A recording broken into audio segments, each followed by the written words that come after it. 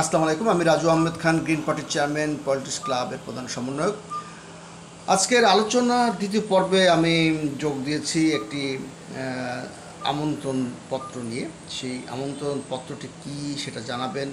আমাদের সামনে হট সিটে বসে আছেন সৈয়দ মোখলেসুর রহমান। উনি বাংলাদেশ উন্নয়ন পার্টির চেয়ারম্যান। আপনারা দেখেছেন বাংলাদেশের উন্নয়নের জোয়ার বিগত 15 বছর ধরে কীভাবে বয়ে গেছে, তার সঙ্গে মিথস্ক্রিয়া হয়েছে দুর্নীতির, এবং দুর্নীতিতে আমরা চ্যাম্পিয়ন হয়েছি। সেই বাংলাদেশকে উন্নয়নের চরম শিখায় পৌঁছে দেওয়ার জন্য যেই উন্নয়ন পার্টির চেয়ারম্যান সৈয়দ মোখলেসুর রহমান, পলিটিক্স ক্লাবের জুরি বোর্ডের প্রধান, এবং উনি মুসলিম ঐক্য জোটের চেয়ারম্যান। সম্প্রতি একটি মুসলিম ঐক্য জোট আত্মপ্রকাশ করতে যাচ্ছে আগামী 15 তারিখ শনিবার, বা ইফতার দাওয়াত দিবেন, উনি নিজের মুখেই দিবেন, এবং সেখানে সেই অনুষ্ঠানে দোয়া এবং আলোচনা অনুষ্ঠানে এই মুসলিম ঐক্য জোটের আত্মপ্রকাশ ঘটবে। কি বলবেন, কিভাবে দাওয়াত দিবেন? সৈয়দ মোখলেসুর রহমান, আপনি কেমন আছেন? জি, বিসমিল্লাহির রহমানির রহিম। ভালো আছি আল্লাহর রহমতে। প্রিয় দেশবাসী, আসসালামু আলাইকুম।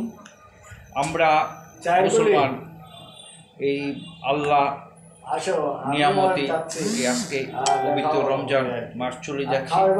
আজকে 12 রোজা চলছে। 12 রোজা চলছে না? আপনার আজকে তারিখ কত সেটা বলেন। 13 তারিখ।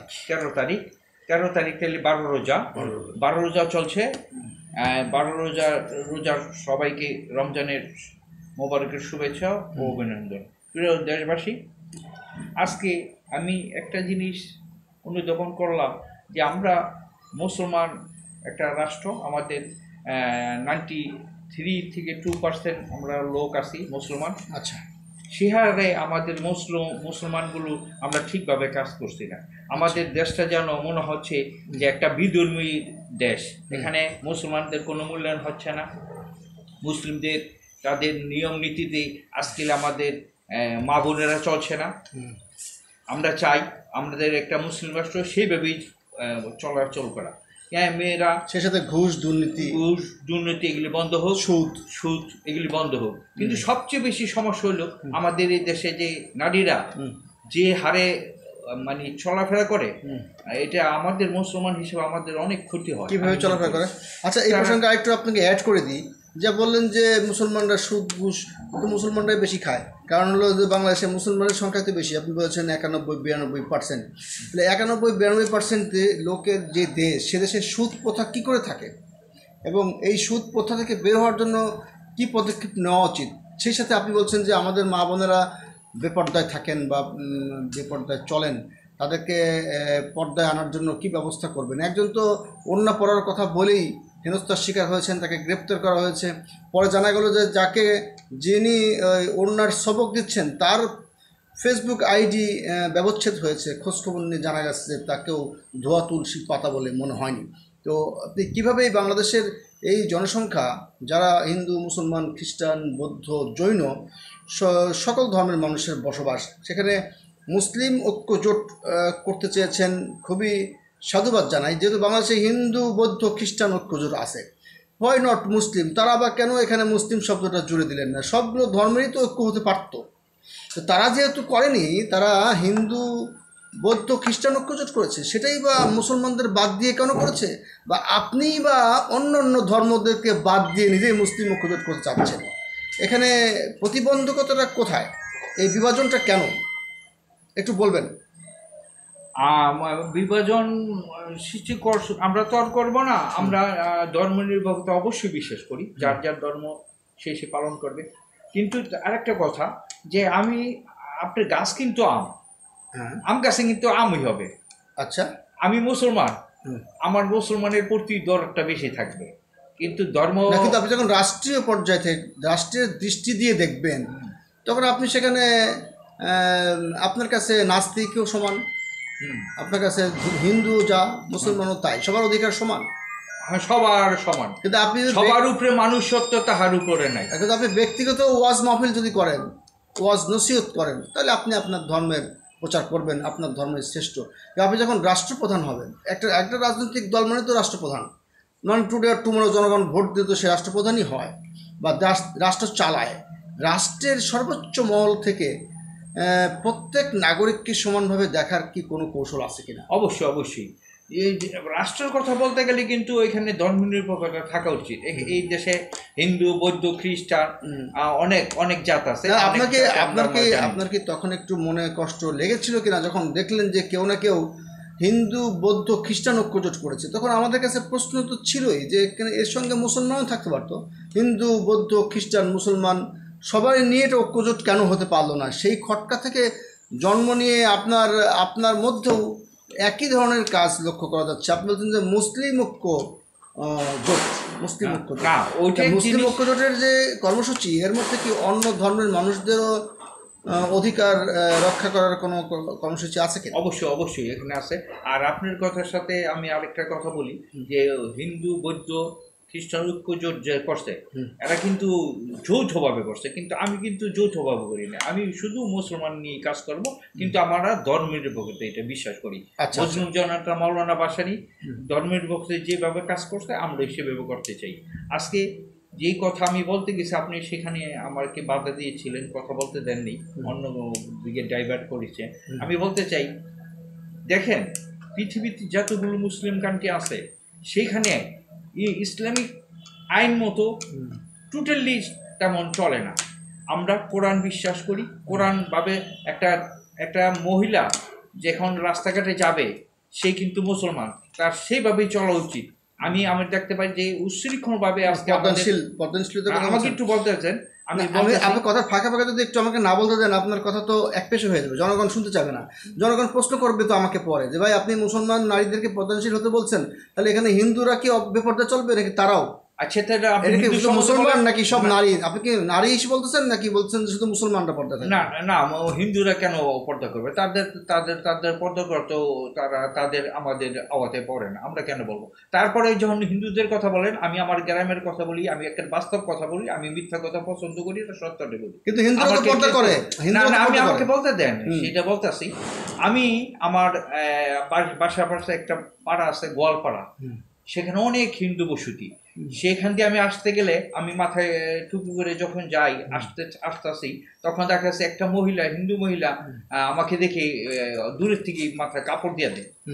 এটা আমি লক্ষ্য করছি অনেক ক্ষেত্রে। কিন্তু আমাদের মুসলমান মহিলা অনেক আছে, তারা মাথায় কাপড়ই দেয় না।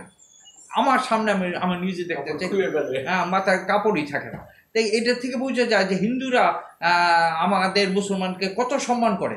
তারা জানে যে আজকে রোজার মাস, একটা লোক যাচ্ছে মাথায় টুপি দিয়ে, আমি যে একটা বেপরদায় চলবো, ফুট করে মাথায় কাপড়টা দিয়ে দেয়। আর অথচ আমাদের মুসলমান নারীরা মাথায় কাপড় কেন দেয় না? এটি আমার কষ্ট। আমি এই কারণে দুঃখ করি, আমার কষ্ট। আচ্ছা, কষ্ট থেকে তবে আমি মুসলিম ঐক্য করছি। আমরা মুসলিম ঐক্য একটু স্পেস দেন, আপনি সময় পাবেন। পর্দাশীলতার একটা ব্যাখ্যা দেওয়া দরকার আছে। আমাদের মুসলমান সমাজের মধ্যে একটা ভুল ব্যাখ্যা প্রচলিত আছে।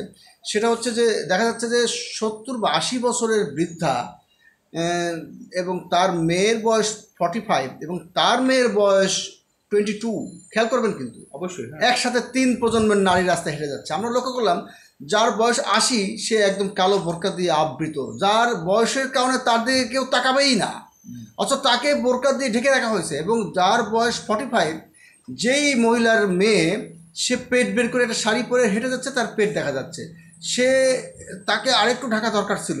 তো তার যে মেয়ে নাতি, সে কিন্তু হাফ প্যান্ট পরে ওই মা এবং নানির সঙ্গে হেঁটে যাচ্ছে। এই যে যেখানে যেখানে ঢাকনি দেওয়ার কথা সেখানে ঢাকনি দেওয়া হচ্ছে না। এই ব্যবস্থাটা আপনি অন্য ধর্মের কথা বাদই দিলেন, আপনি বললেন যে অন্যরা পর্দা করবে না কেন, কিন্তু আমাদের পলিটিক্স ক্লাবের দৃষ্টিভঙ্গিতে সবাই পর্দা করে। যে এক টুকরো কাপড় পরে সেই পর্দা করে।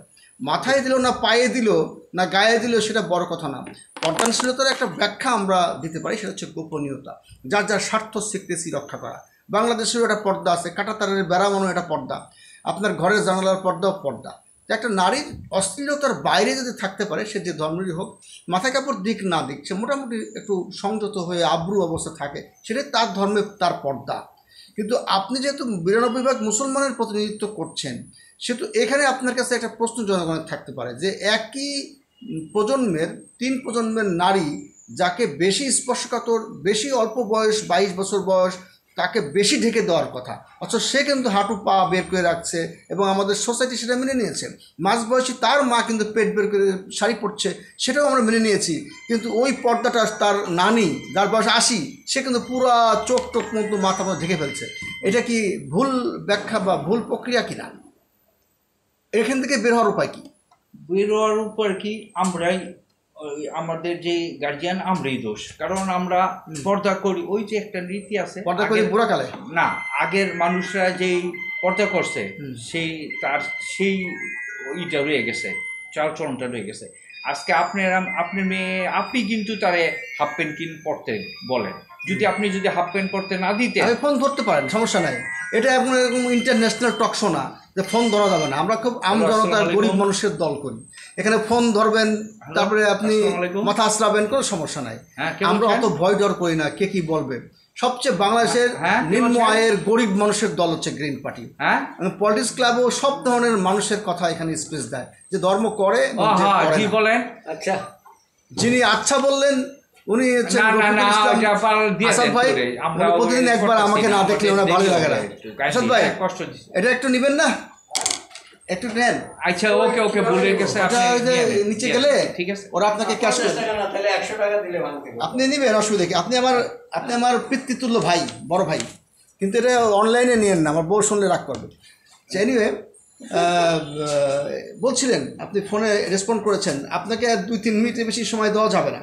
আপনি এই কথাটাই বলেন যে মুসলমানদেরকে যেভাবে আমরা ঐক্যবদ্ধ দেখতে চাই, মুসলমানদেরকে, মুসলিম উম্মাকে আমরা ঐক্যের ব্যানারে মুসলিম ঐক্য জোট হিসেবে সম্মিলিত করতে চাই, ঐক্যবদ্ধ করতে চাই। হ্যালো, এই গ্রিন পার্টির অফিসে আসেন, গ্রিন পার্টি রাজু আহমেদ খানের অফিসে আসেন।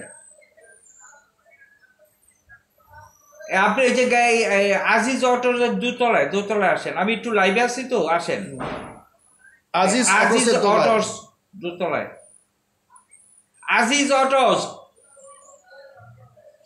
আপনারা শুনছেন পলিটিক্স ক্লাবের আলোচনা, অনেক হট্টগোলের মধ্যে, অনেক বাগবিতণ্ডার মধ্যে কথা বলছেন বাংলাদেশ উন্নয়ন পার্টির চেয়ারম্যান সৈয়দ মুখলিসুর রহমান। তার কাছে কয়েকটি প্রশ্ন ছুড়ে দিয়েছি, এখন বাকি উত্তর ওনার। আগামী 15 তারিখে আপনারা অবশ্যই থাকবেন ইফতার পার্টি, ইফতার আয়োজন, দোয়া মাহফিল, সেই সাথে একটি নতুন জোটের আত্মপ্রকাশ হতে যাচ্ছে, তার নাম হচ্ছে মুসলিম ঐক্য জোট। সৈয়দ মুখলিসুর রহমান বলেন।